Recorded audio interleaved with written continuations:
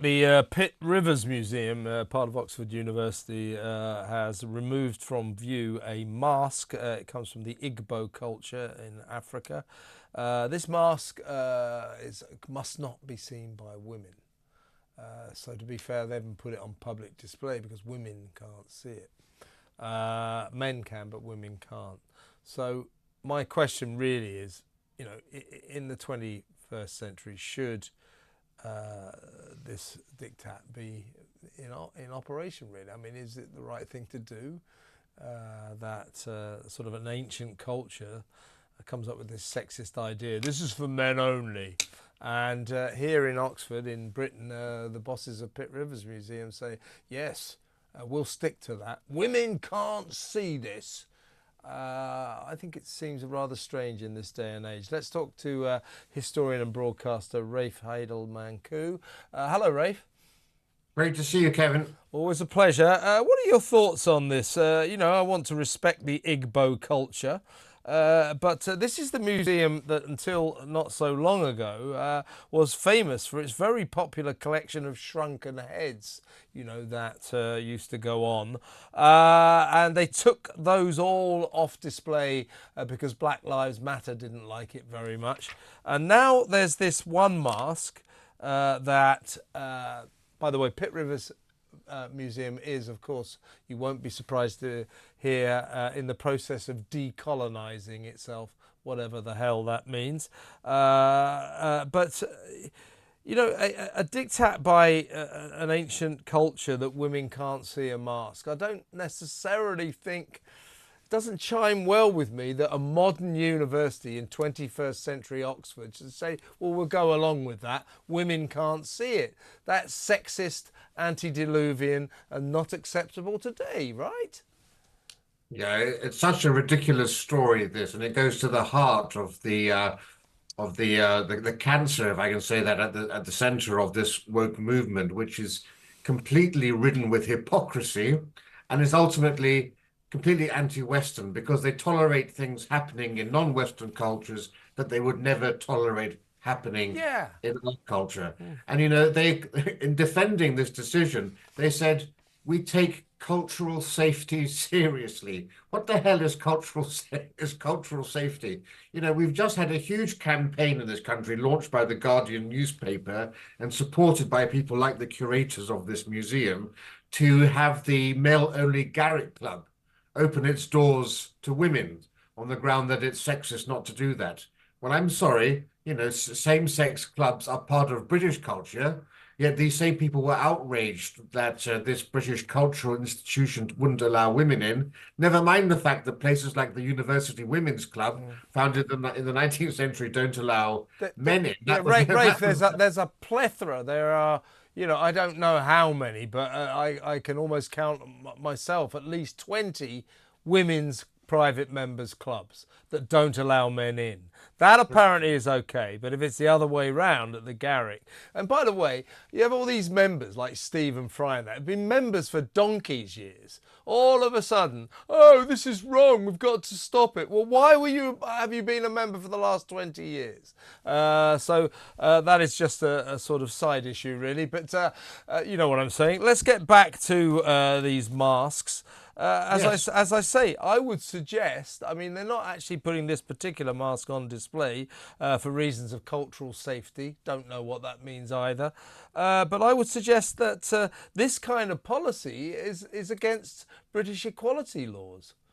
Exactly. Well, that's my point here. They're perfectly happy to perpetuate genuine misogyny and backwards thinking when it comes from non-European cultures. And you've got to ask, why is that? Are they themselves being racist? Do they think that these cultures, that the people from Nigeria who are Igbo, don't know any better? That they've got to be accepted, or is this, as I've said, I think it's just plainly double standards and hypocrisy. It's disgusting either way. And the real thing here we're discovering, the real issue of our time really, is cultural relativism. It's this idea that all cultures around the world are equal and deserving of the same respect.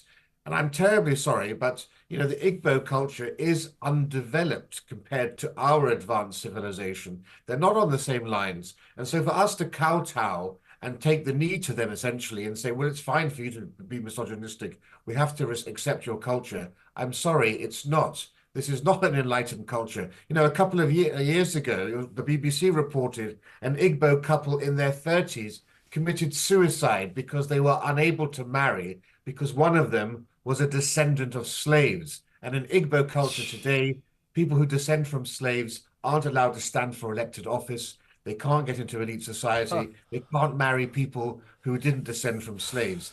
That's what we're dealing with here. And the and the other thing that gets me is the hypocrisy here, because you know we had the statue of Edward Colston toppled. This was a man who wasn't directly involved in the slave trade. He was deputy governor of the Royal Yeah. African Yeah. Yeah. Company. Yeah. The Igbo people actually enslaved other Igbo people. They, in Mm. fact, also sacrificed them and often buried them alive with their Mm. slave owners.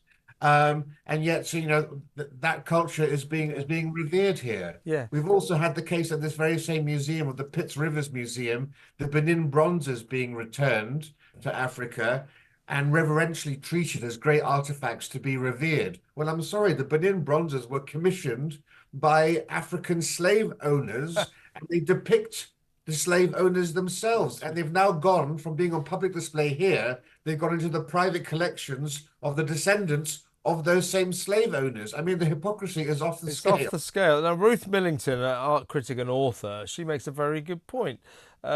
She says to deny all women of all cultures sight of something because of some sort of taboo is wrong in a modern, liberal, and enlightened society. She says surely women should be given the right to decide, after reading about these cultural sensitivities, whether or not they want to look at this mask. Who made this decision that women must not set their female eyes on this artwork, this mask? Who made the decision? Was it men?